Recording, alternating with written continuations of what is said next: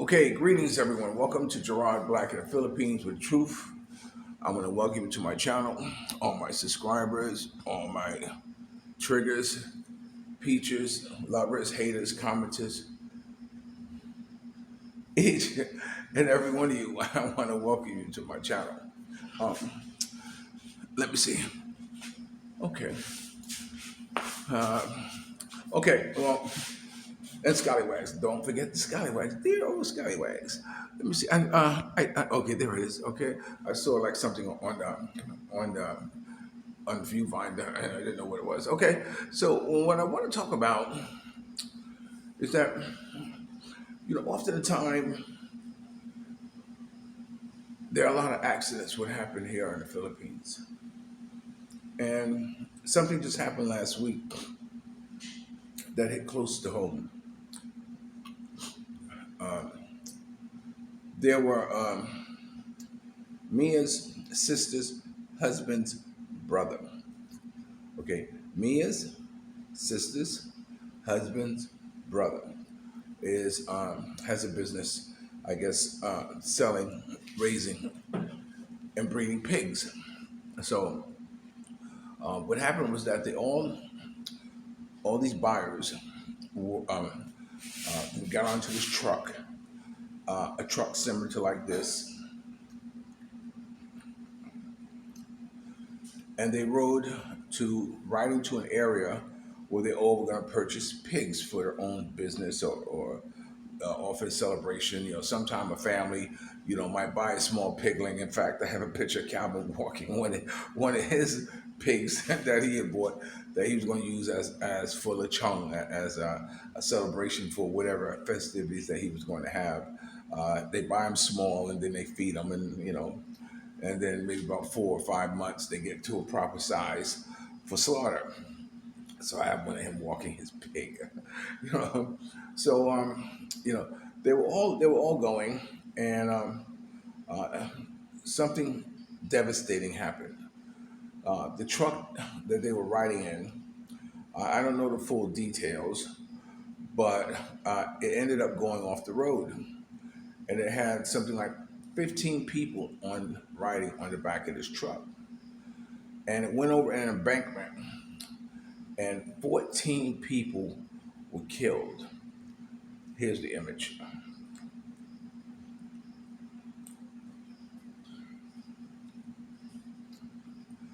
14 people were killed. The only one who wasn't killed was the driver because he was wearing a seatbelt. Unfortunately, these trucks don't. You can see they're open beds. There are no seat belts or anything like that attached to them or what have you. But then, it was just very devastating that something like that happened and so many people were killed. In this traffic accident. You know, often the time, I see kids, riding on bikes.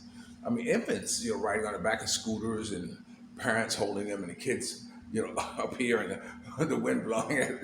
It's adorable to watch. I like watching it, but then, I can't overstate, the potential, catastrophe that could happen, in a bike accident. A matter of fact, my first girlfriend in the Philippines, she had two children, and a boy and a girl, and her son was killed when he was riding with his father on a bike, and it had an accident. But like I said, it's adorable to watch, and you wonder, don't they realize the chance they're taking? But I'm quite sure they do. But once you become accustomed to a certain way of doing things, then it becomes like old hat. It's like you know, uh, no one thinks about you know the possibility. Oh, I hear that just crying. It's 3 o'clock in the morning.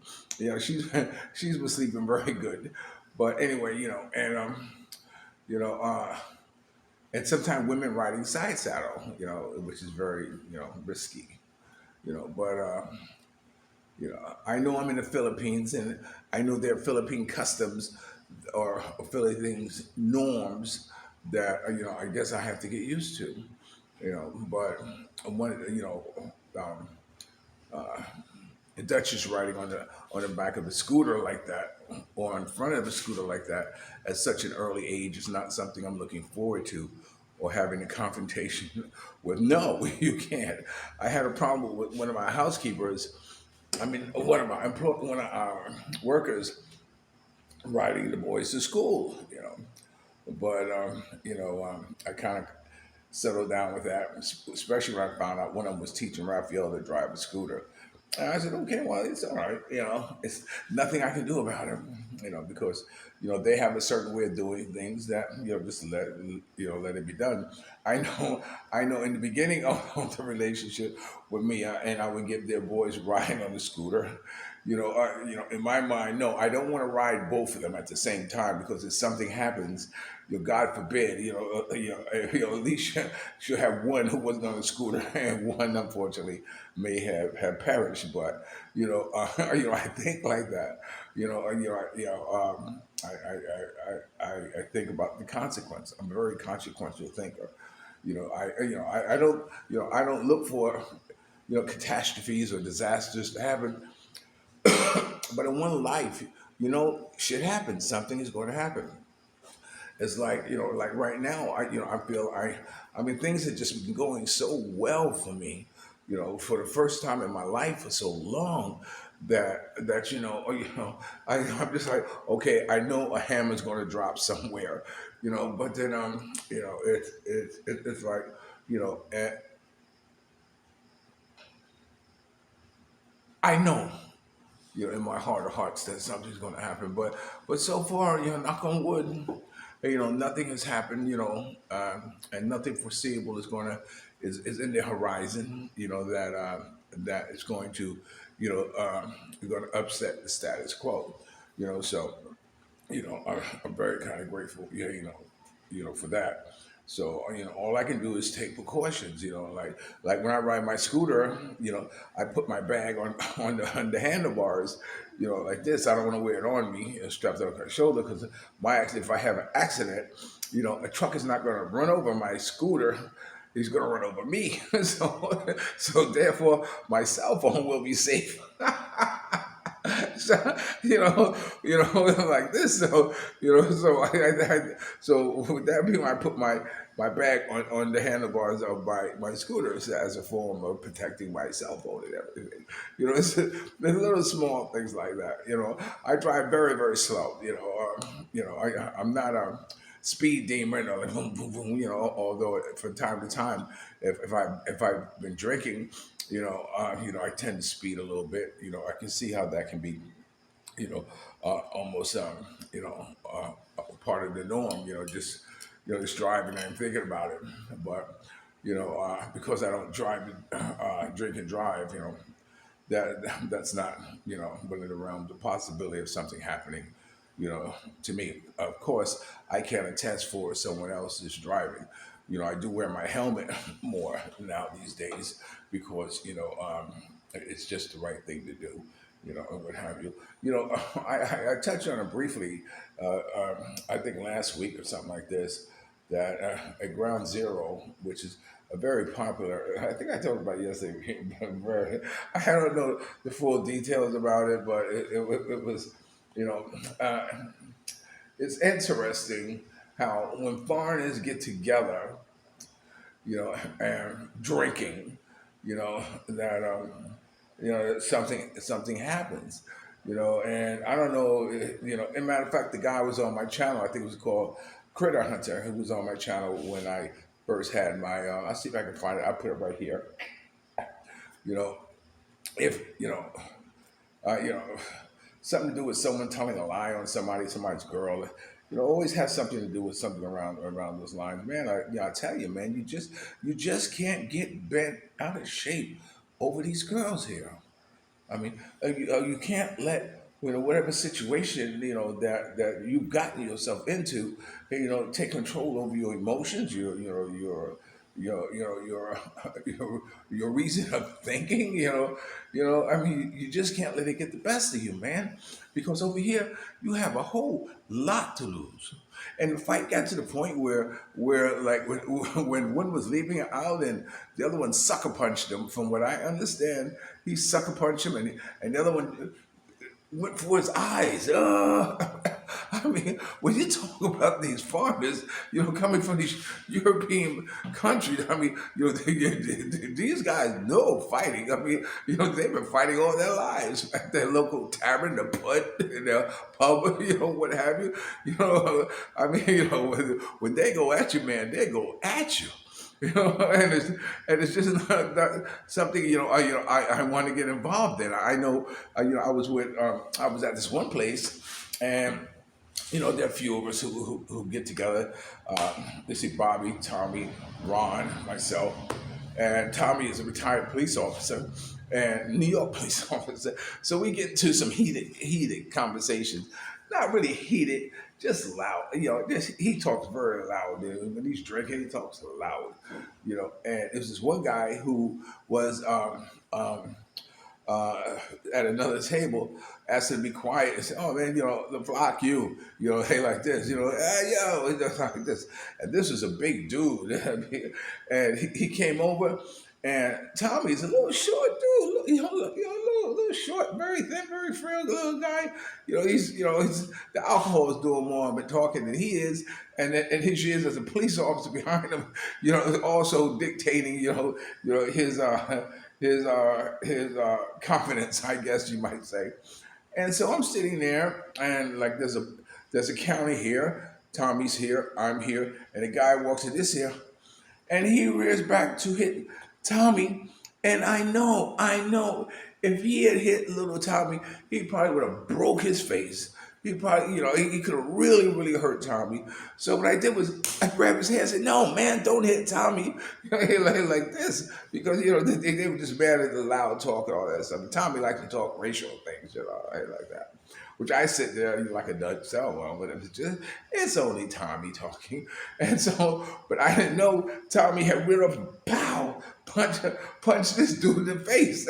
So it looks like my holding him down, what Tommy, or it looked like we gained up on him. This other guy jumped in, and then the two of them were fighting, and this other guy's trying to grab him, and then they're tussling or whatever, but then it breaks up and everything.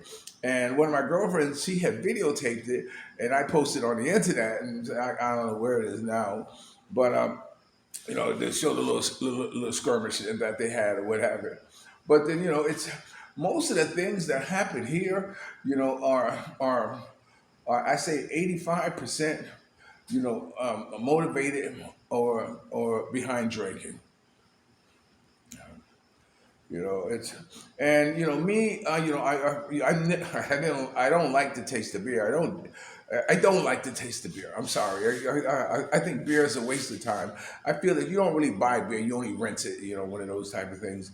And sit down, these guys. It always amazes me. I know a guy who will buy a 6 pack or a 12 pack, and he live by himself, and he buy a 6 pack or 12 pack every day and drink this. And it's my God. How can you drink? A 12 pack a day or 6 pack a day by yourself. But then that's how some people are. I know my mother. She drank like a quarter of a spirit of vodka a day. Which is by the end of the night, man, she was knocking down everything that walked. Me, my brother, somebody who she met in the bar. I mean, she turned me off of black women because she was so violent. One of those things. But yeah, so drinking beer is I just never gravitated. I know when I go out, I usually have me a double shot of Hennessy, and I have me like one Heineken or a tall beer, and I nurse that. I nurse it throughout the whole night. That's the only thing I have. And often the time, the reason I drink like that, I picked it up from Tretch.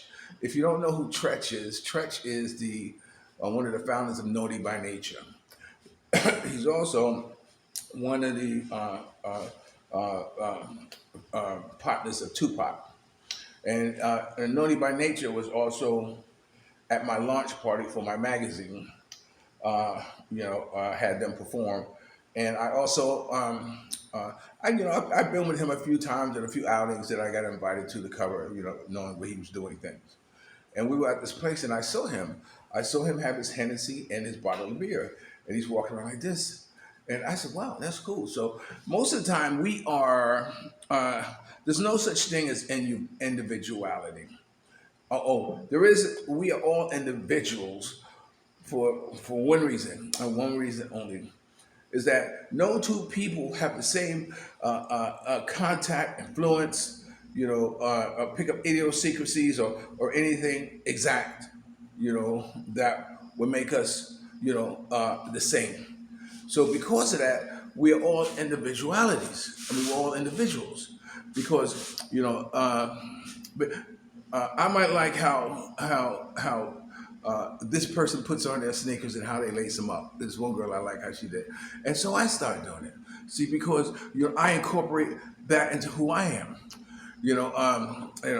Like my drinks. When I'm explaining to you about how I drink. When I go out. I got that from Trench.